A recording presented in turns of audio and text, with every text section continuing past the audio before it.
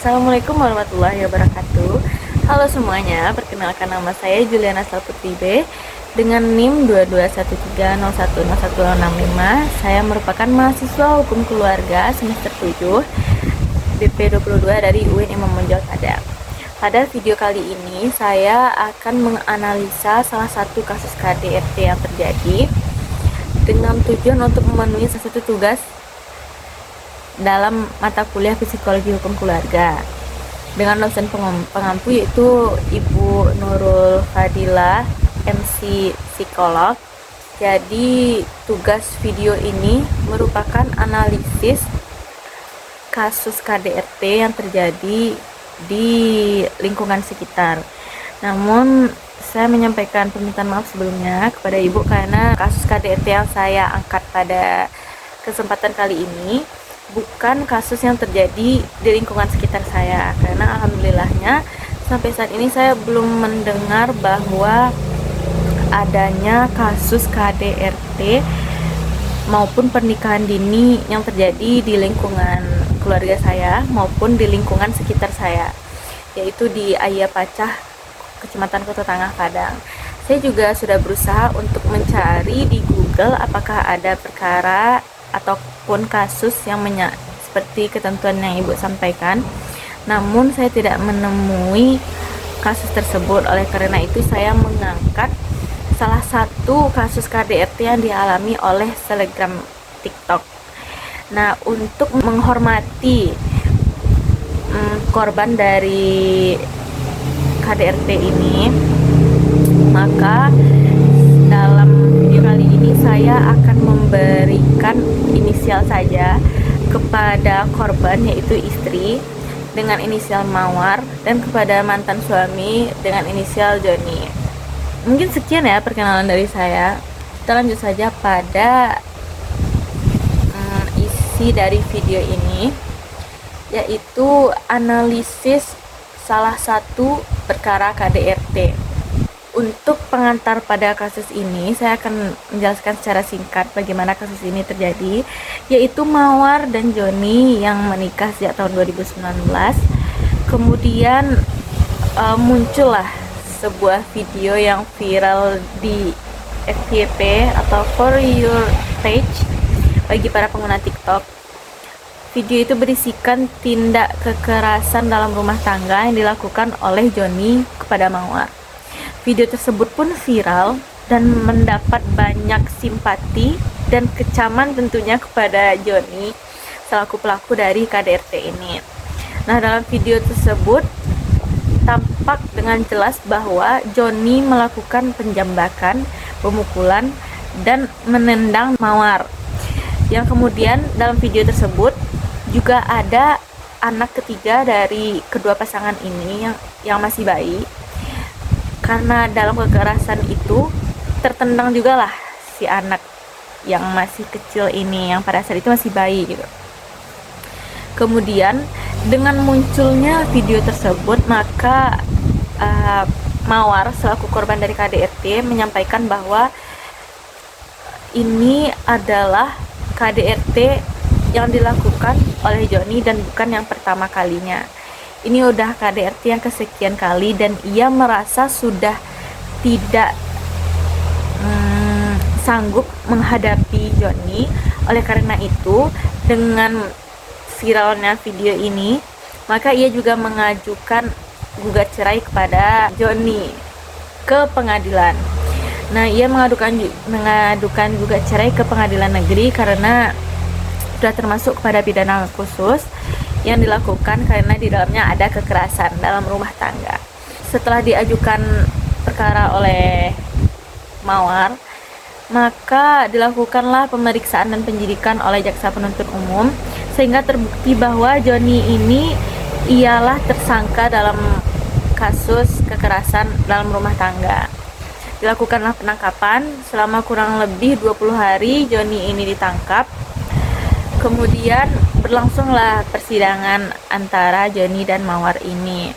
Melalui banyak persidangan, disampailah hasil akhir dari persidangan, yaitu putusannya pada bulan Januari 2025 kemarin bahwa Joni ini dijatuhi hukuman penjara selama 4,5 tahun atau 4 tahun 6 bulan. Hal ini didasari oleh hakim karena Joni tidak pernah melakukan tindak pidana yang menjadikan ia masuk ke dalam penjara. Nah, itu untuk pengantar dari kasus ini. Selanjutnya, analisis faktor penyebab dari kasus ini dari yang saya baca dan yang saya pahami dari berbagai riset yang saya lakukan, bahwa faktor penyebab dari kasus ini ialah yang pertama, Joni yang memiliki sifat temperamental, sehingga dalam setiap pertengkaran ia tidak bisa manajemen emosinya. Yang kedua, Mawar yang selalu memaafkan Joni, sehingga Joni menganggap bahwa Mawar ini adalah istri yang lemah. Oleh karena itu ia selalu memanfaatkan situasi dengan menuduh Mawar dan memanipulasi mental atau psikologis Mawar. Kemudian yang ketiga, faktor penyebab terjadinya KDRT yang terakhir, video yang viral sebelumnya, yaitu karena pada saat itu Mawar memergoki Joni, menonton video porno. Nah, itu akhir dari kekerasan dalam rumah tangga. Namun kekerasan dalam rumah tangga tersebut tidak hanya dilakukan sekali oleh Joni, dan selama 5 tahun ini sudah sekian kalinya dan sudah didapatkan bukti berupa puluhan video KDRT melalui CCTV yang dikumpulkan oleh Mawar. Dampak psikologis dari Mawar ini tentunya ia sangat syok, sehingga pihak yang terkait memberikan waktu kepada Mawar untuk memulihkan dahulu psikologisnya, karena memang syok yang ia dapatkan perlu pemulihan oleh tenaga terkait. Dari berita yang saya baca, Kementerian Pemberdayaan Perempuan dan Perlindungan Anak atau Kemen PPPA mengungkapkan bahwa Mawar memerlukan waktu untuk memulihkan kondisi psikologisnya sebelum dapat memberikan keterangan lebih lanjut mengenai peristiwa traumatis yang dialaminya. Nah, dampak psikologis ini bukan hanya terjadi kepada Mawar, namun juga kepada ketiga anaknya. Hal ini juga sangat diwanti-wanti oleh para netizen yang karena kasus ini viral ya. Pelaku maupun korban dalam video tersebut juga merupakan public figure. Karena Mawar dan Joni ini sudah memiliki 3 orang anak, maka masyarakat juga meminta kepada KPAI untuk selalu mendampingi anak-anak dari Mawar ini yang berjumlah 3 orang, karena walaupun masih kecil masih ada kemungkinan untuk memiliki dampak psikologis maupun dampak fisik, dan itu juga sudah dilakukan oleh KPAI dan lembaga terkait seperti Kementerian Perlindungan Perempuan dan Anak yang sebelumnya saya sampaikan. Kemudian bukan hanya dampak psikologis yang dialami oleh para korban ini, namun ia juga mengalami dampak kekerasan fisik, karena memang kekerasan dilakukan bukan hanya kekerasan psikologis tapi juga kekerasan fisik. Memang kekerasan ini tidak berdampak kepada cacat, tidak berdampak pada luka berat, namun kekerasan yang dilakukan secara terus-menerus tentu meninggalkan bekas yang tidak bisa hilang bagi korbannya. Selanjutnya saya akan membahas mengenai analisis hukum pada kasus ini.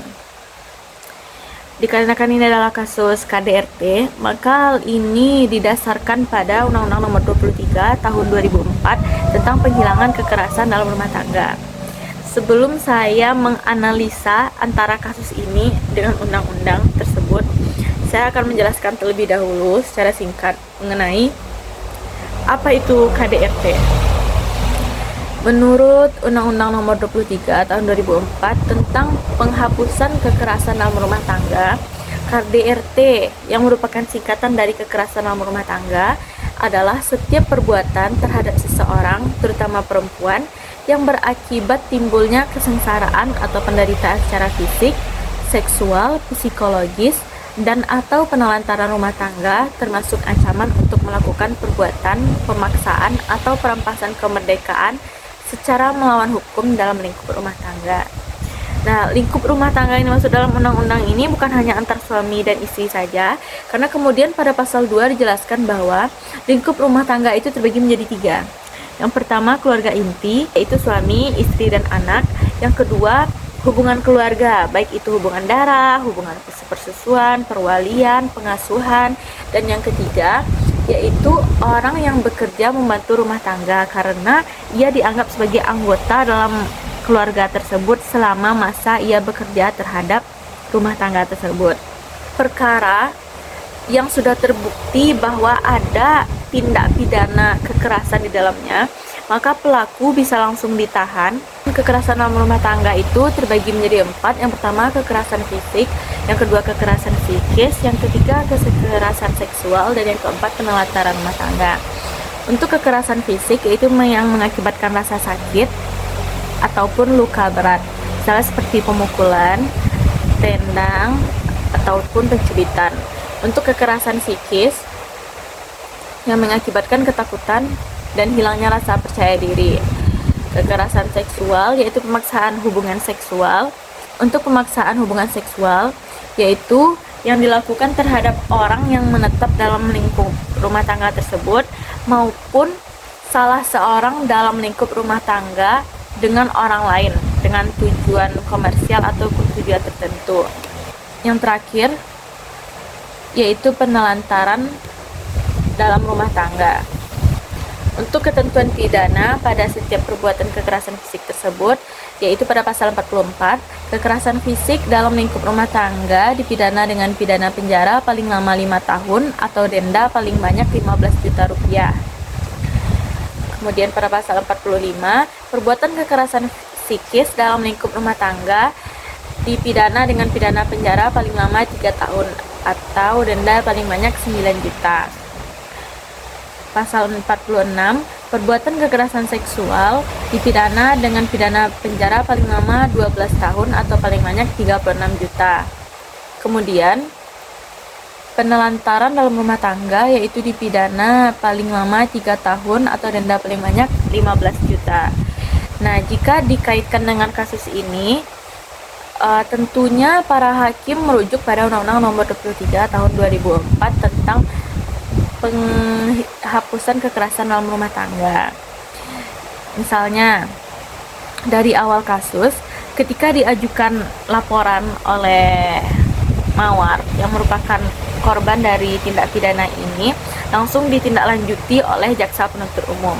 Setelah jaksa penuntut umum melakukan pemeriksaan dan penyidikan, maka diperolehlah bukti bahwa Joni merupakan pelaku tindak kekerasan dalam rumah tangga.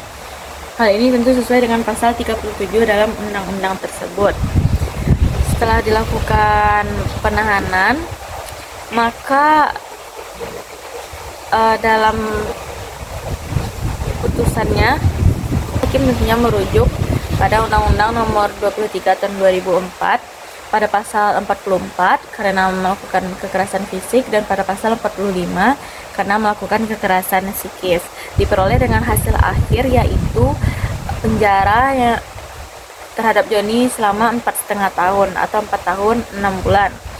Nah, setelah dikeluarkannya putusan tersebut, tentu juga dilakukan pemulihan, baik itu pemulihan psikis maupun pemulihan fisik kepada korban dari KDRT ini.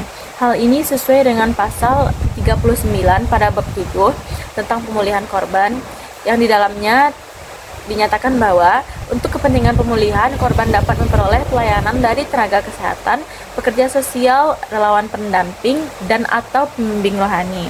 Pada kasus ini, korban atau Mawar didampingi oleh Kementerian Pemberdayaan Perempuan dan Perlindungan Anak sebagai relawan pendamping dan tenaga kesehatan, dikarenakan ia setelah adanya putusan tersebut masih sering bolak-balik dalam rumah sakit untuk pemulihan terhadap memar ataupun luka yang ia alami dalam rumah tangga 5 tahun ini.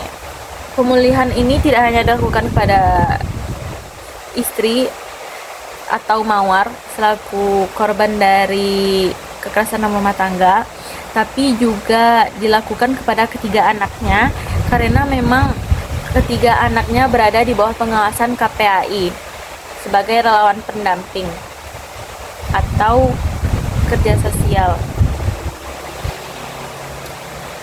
Terakhir, rekomendasi solusi dari kasus ini hendaknya dilakukan pemulihan ataupun pendampingan secara penuh terhadap korban, baik itu pada istri maupun pada anak-anaknya, karena sudah tergolong pada tindak pidana.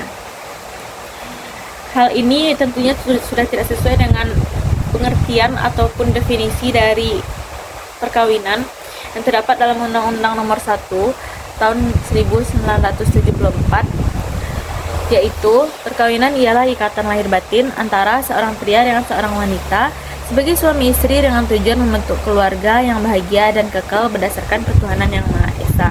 Dengan adanya tindak pidana tentunya tidak akan tercapai tujuan dari perkawinan ini sendiri. Oleh karena itu sudah sewajarnya bahwa hakim akan memutus perkara tersebut berdasarkan Undang-Undang tentang penghapusan KDRT maupun Undang-Undang tentang perkawinan. Setelah disampaikannya putusan oleh hakim pada pengadilan tingkat pertama, tidak menutup kemungkinan bahwa para pihak yang berperkara juga berhak untuk melakukan banding pada tingkat kedua, yaitu pengadilan tinggi, karena memang para pihak diberikan kebebasan untuk menyampaikan apa yang ia rasakan ataupun rasa ketidakpuasan terhadap putusan pada tingkat pertama. Hingga pada saat video ini dibuat, kasus tersebut sudah sampai kepada perkara kasasi, yang artinya sudah melewati tingkat banding dan tingkat kasasi. Namun saya sendiri belum bisa menyampaikan bagaimana perkembangan pada tingkat banding dan kasasinya, karena memang belum disampaikan oleh berita-berita terkait, dan saya sudah mencari hal itu juga tadi sebelum membuat video ini. Kemudian perlu adanya penjelasan lebih lanjut ataupun penyuluhan kepada para wanita, baik yang belum menikah walaupun yang akan menikah dan yang sudah menikah, bahwa kekerasan dalam rumah tangga itu harus segera dilaporkan karena tidak sesuai lagi dengan tujuan dari perkawinan.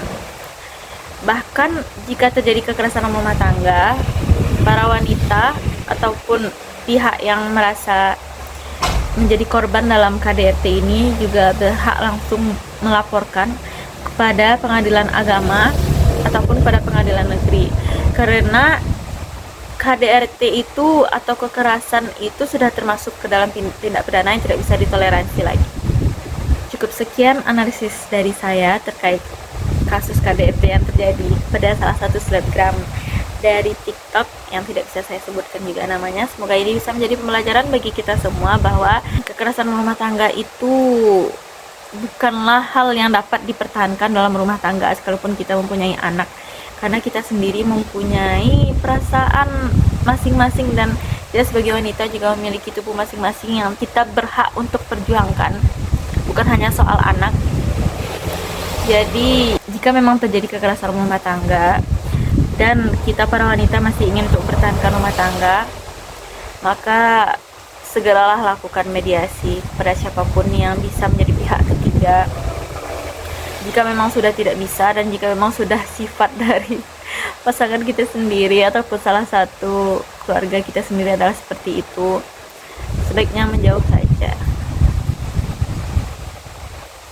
Sekian analisis dari saya. Jika ada kekurangan ataupun salah penyampaian kata atau salah penyampaian apapun, harap dikoreksi.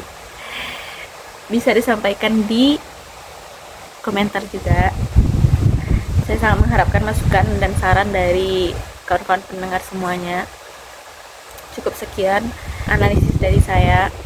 Terima kasih kepada Ibu dosen pengampu, Ibu Nurul Fadilah, MC psikolog, sudah memberikan kepercayaan kepada saya untuk menganalisis salah satu kasus KDRT.